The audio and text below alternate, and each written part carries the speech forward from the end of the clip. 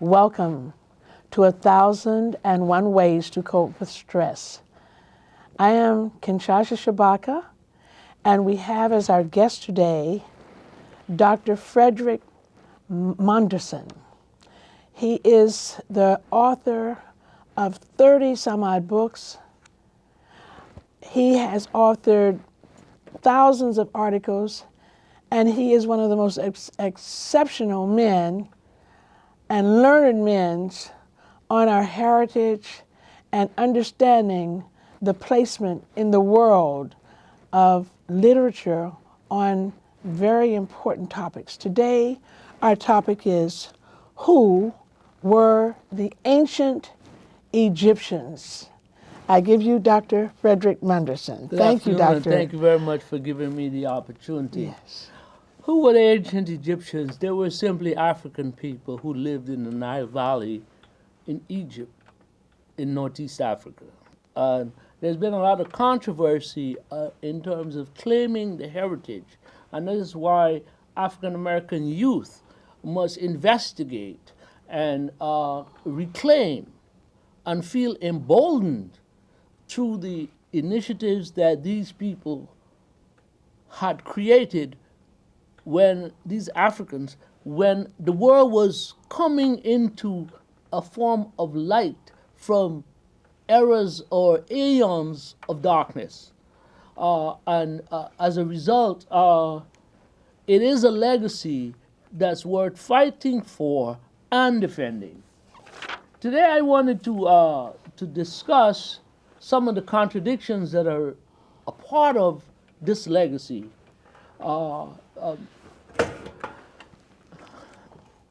Without question, the European man and his American descendant is tricky and avaricious. I say that. I was a student at Oxford University in 1976, and I met a black Englishman, and we were discussing, and he said to me, if a white historian and a black historian are debating, all the black historian has to do is to show what white men have been doing around the world. And as a result, the white historian has to back up because that their actions were indefensible. Okay? Now, we have to understand that many of the ideas prevalent in the Egyptology today, Egyptology, and that is a strange word, but what does it mean?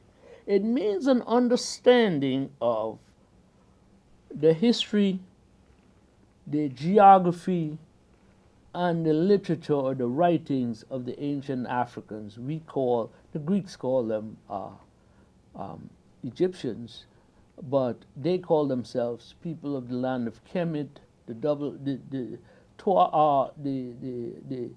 the United Kingdom, and things of that nature. Okay? Many of these ideas were instituted or propounded in the 19th and early 20th centuries. But the fact of the matter is that there was no systematic pushback. European scholars analyzed the presented information, but they weren't tremendously critical. And as such, falsity became ossified in the historical record, and that came to be the order of the day, and it has been transmitted through history. When we say history, the 20th century especially, and as we move forward in the 21st century. Archaeology has been significant, and its twin discipline, anthropology, has been significant in laying the foundation for an interpretation of the history. However, I'm a student of New York City Technical College, where I met Dr. Leonard James, Professor Emeritus, and he had taught us a different way of studying or examining history by simply being familiar with the 8 major social sciences, which are geography, archaeology, anthropology, history, sociology, psychology, economics, and political science. Once you subject history to the dynamics of these 8 different social sciences, you get a better perspective rather than limit yourself simply to the 2, archaeology and anthropology. What is archaeology? Archaeology is a science that unearths evidence of early man, looks at the type of, let us say, simply tools and utensils that he leaves, and then try to determine what was the legacy, what was the level of cultural attainment at that time. And civilization. And if you will, if it's sufficiently high, we call it civilization. And anthropology, which is the sister discipline, does the analysis and comes up with what we would call the ethnic terms, ethnology, in terms of pinpointing specifically who these people were and what they were able to do and leave. So we need to focus on archaeology because that is the subject, that is the discipline that unearthed the great body of ancient African knowledge. And this was done principally between 1870 and 1930. Now, if we go back to, let us say, the start of the 18th century, the same time when America was coming into birth, 1787 we know is the year of the Constitution. 1787 is the year of the Articles of Confederation, and 1789 is the Constitution, and 1789 is also the beginning of the French Revolution, and so forth and so on. Okay, Napoleon, who was a principal in the French Revolution, was on the verge of being defeated by the British. So in a strategic move, he invaded Egypt to cut off the British path to the east, because at that time, the path to the east was essentially through the eastern Mediterranean, the Red Sea, and into the Indian Ocean and so forth. But he was a very astute leader, and he took these scholars called savants who were fascinated with the culture that they found. And prior to the, let's say the 200 or 300 years before Napoleon, especially from the Renaissance on, the Egyptians were considered to be African people. And why I say that the European is so avaricious? Now, with Napoleon's entry into Egypt, his scholars were able to examine what was above ground, and they produced this description of Egypt and introduced it into Europe. And all of a sudden, wait, we didn't know this was happening in Africa. So let's first of all send out pioneers who are going to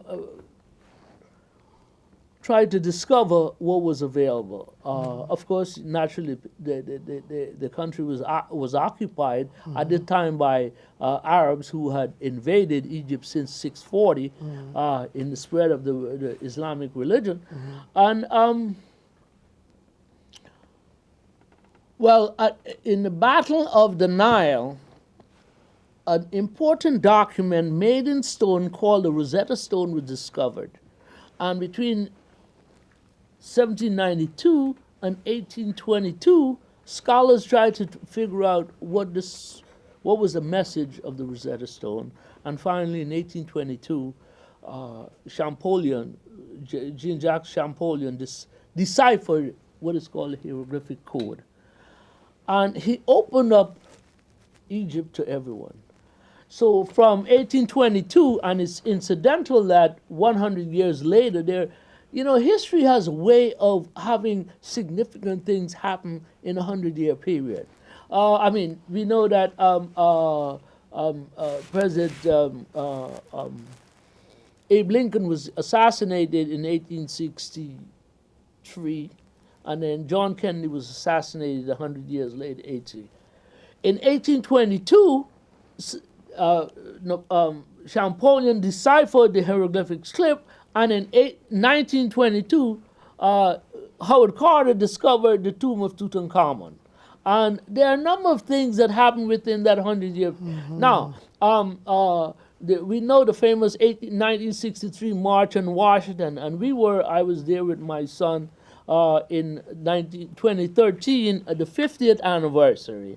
We are hoping that in 2063, when we come to a 100-year period, we'll probably have another black president by that time, or what have you. Perhaps a lady president, black or whomever. Right. But, these 100-year periods. Anyway, from 1822 to 1922, this is where the discipline of archaeology began to rise, and we begin to get this explosion of knowledge.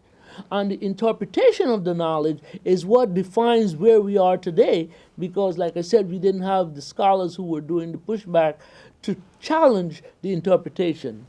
Okay? So now, one point I just want to make here is that so often our young people here are completely disconnected with their ancestry, which is ancient Egypt. And that's one of the things that I think we should really point out, that we are ancient Egyptians brought forward. And that's the thing that so many of our children don't recognize. We almost are divorced from that concept. let me point out something I just found out this past Saturday. I was in Queens at a ceremony celebrating 29 years of Semitep. Semitep was the organization that stood up under the leadership of Dr. McIntosh and Betty Dobson. It's called Semitep. They challenge media offensive to African people, committed to eliminate media offensive to African people. And there are Runoki Rushidi, who is an African-American who has done a lot of research in Europe linking African people to, in Asia, India, and China. And this is a guy who goes to museums and takes photographs. So he said he's been to 110 museums. Wow. 110 countries with their various museums. But he made an interesting revelation.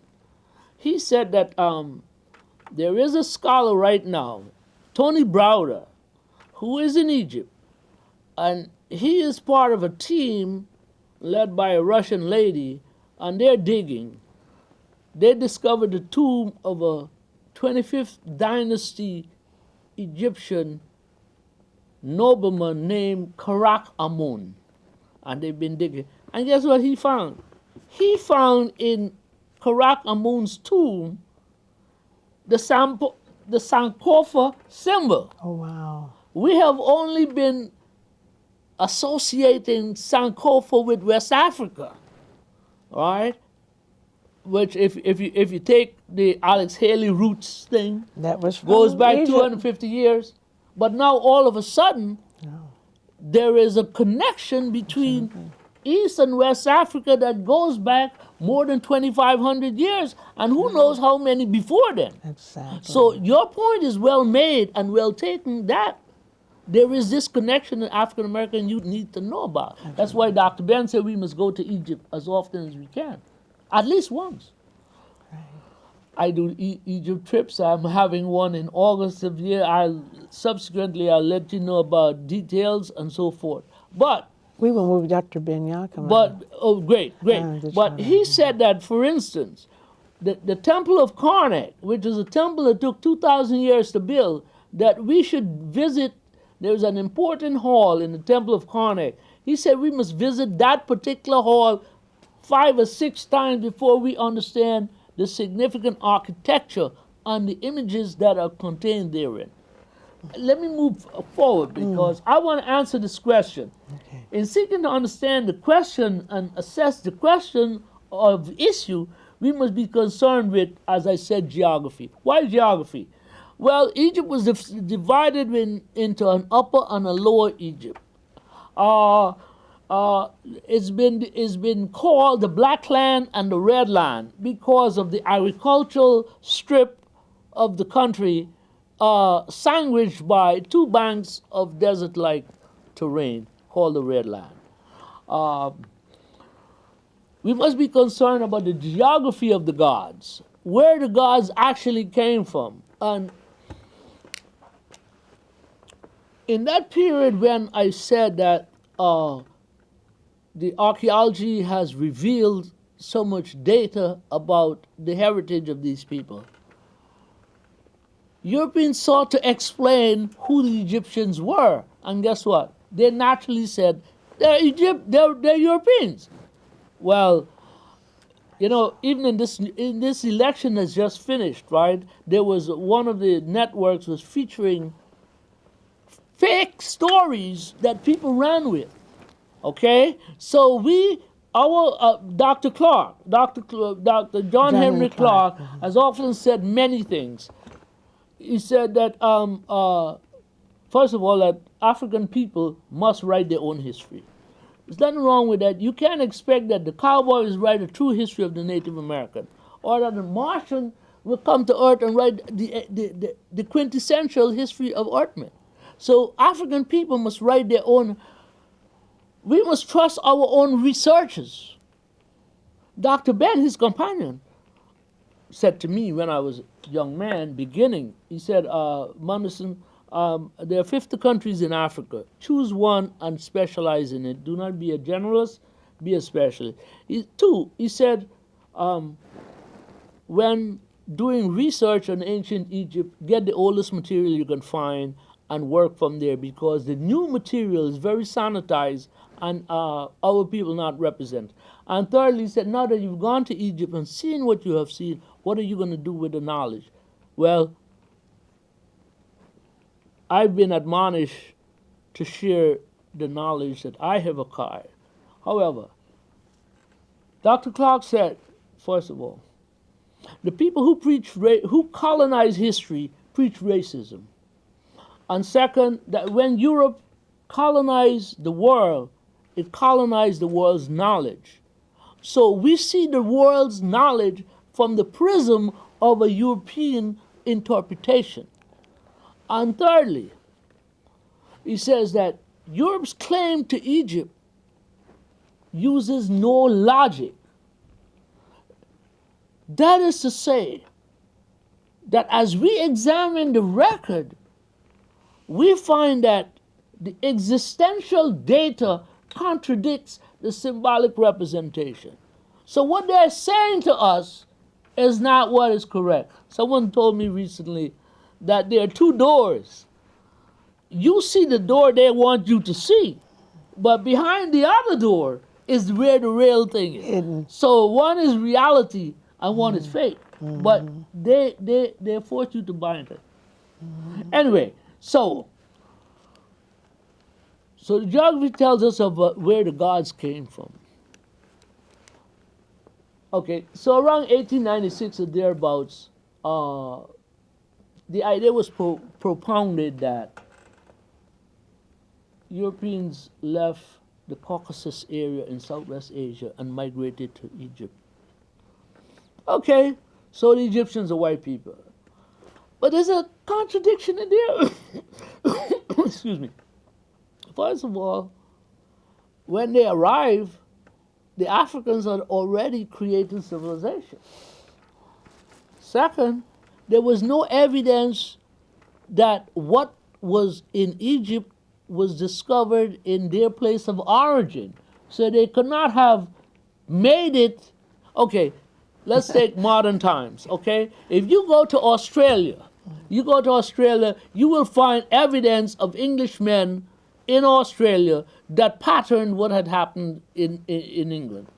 United States, we got New Jersey, New York, New Brunswick, New Hampshire. All of these places are carbon copies of. There was no evidence. The Egyptians never had any evidence that the ancestors had come from that region. Yes, still, the Egyptians are white. They're European, they're Caucasian.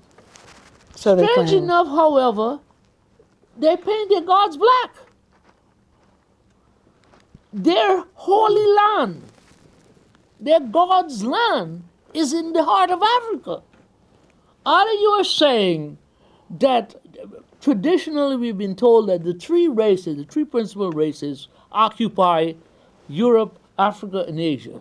What you're saying all of a sudden is that the Africans don't even occupy us. So Europeans occupy Europe and Africa. Dr. Diab calls it the great contradiction. He says that basically what you're saying is that Africans are Europeans. I mean, which is a reverse of the historical evolutionary process. Okay? The mummy factor. Let's talk about the mummy factor. Right? Now, in 1825, this guy, Auguste Granville, an English surgeon, did the dissection of a mummy. And in 1971, David Wortham published The Origin of British Egyptology. And he said, in essence, based on this single mummy, the Egyptians were Caucasian. 1825. Well, we can question what was the level of, let us say, the operating room. Where did mummy come from? What kind of technology that he used in order to conduct it? We're not saying he's not a doctor, and he didn't do the autopsy. Correct. However, 5 years earlier, there was an article published in the Gentleman's Magazine in 1820 that said that a mummy, and here are the details now, that this mummy was donated to the Hunterian Museum in England.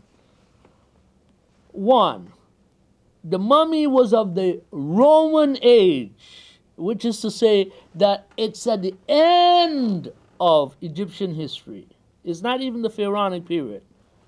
The mummy was brown skin. Renoki Rashidi said that of all people on the face of the earth, look,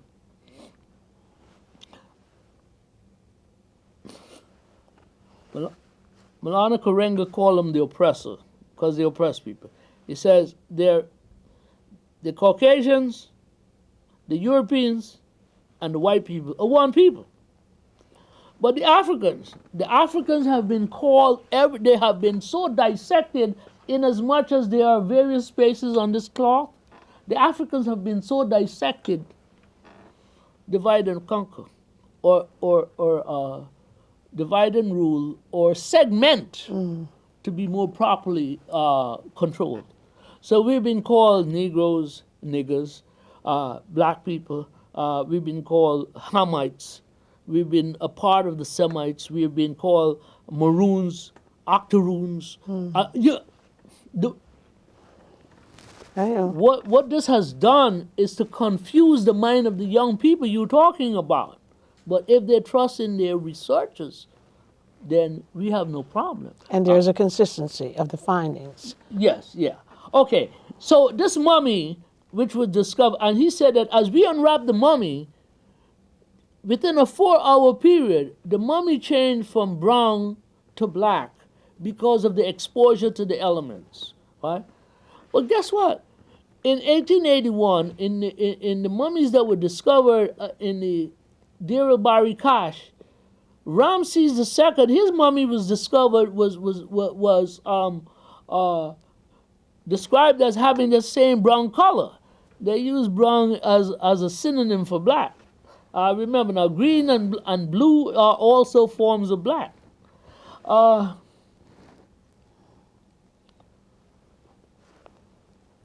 In 1905, the mummies that were discovered in the 1881 Deir el-Bahari Kash, and 1898 were examined by G. Elliott Smith, who let the cat out of the bag. A prevailing view has been that the mummies were painted black because they were dead for the funeral ceremony. What he said, what he revealed is that the black substance on the mummy is actually a protective device substance, but below that, you see the brown color of the mummy. The American Egyptologist James Henry Breasted, He began his book on ancient times talking about that the Egyptians were thin-skinned brown men. Then he changed and reworked his contention that they were Caucasians and so forth. We got to deal with the red color that Egyptians were thought to have. Okay.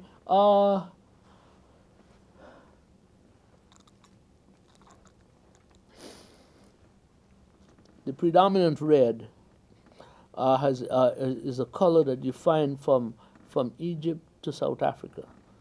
In 2013, the New York Times reported the discovery of a paint factory. And in this factory was a paint pot with a brush that contained red color paint that was dated at 107,000 years old, right? And what is said essentially is that as far back as more than 100,000 years, Africans were doing complex thinking. It is thought that complex thinking in Europe went no further than if you stretch it to 40,000 years ago. Okay? The fact of the matter, the bottom line is that the Egyptians were really African people in different hues. One of the scholars said that before the 1954 Civil Rights Supreme Court decision, that none of the pharaohs would have been able to enter a diner in the South and order a cup of coffee, because is a factual statement. But if they were Caucasians, why would they be objected to? Why would they be barred from entering a Southern diner? There is much more that we can get into. Oh my goodness, yes. The human factor. We got to deal with the classical scholars, and most of them describe the Africans as who they were. Yes. The modern scholars, Hegel, Petrie, Breasted, they took Petrie was the father of modern archaeology, yet still his new race theory was rejected because racist notions drove the model. Let us talk about Cheikh Anta Diop, our great Senegalese scholar, whose book, African Origins of Civilization, Myth or Reality. Dr. John Henry Clark, Hunter College, where I attended. Dr. Joseph Ben Johanan, Ivan van Sertima. All of this proves the work of these scholars who spent 30 years researching and writing. Chancellor Williams, John Jackson. All of these scholars have created the understanding that essentially the existential data contradicts the symbolic representation. What more can I say? That's quite a bit you said. And Doctor, we will have to have you back. I can see this being a series of maybe 25 because you have treated this on the introductory level, but we want it in depth. And I'm looking forward to your contribution in terms of some of the Egyptian pyramids and so many things that your vast knowledge should not be kept inside that beautiful head. It needs to be expanded and shared with our universe. I thank you so much. I thank you for allowing me to be here. And thank you for watching 1001 Ways to Cope with Stress. I am Professor Kinshasha Shabaka. Thank you. Got it. Fantastic.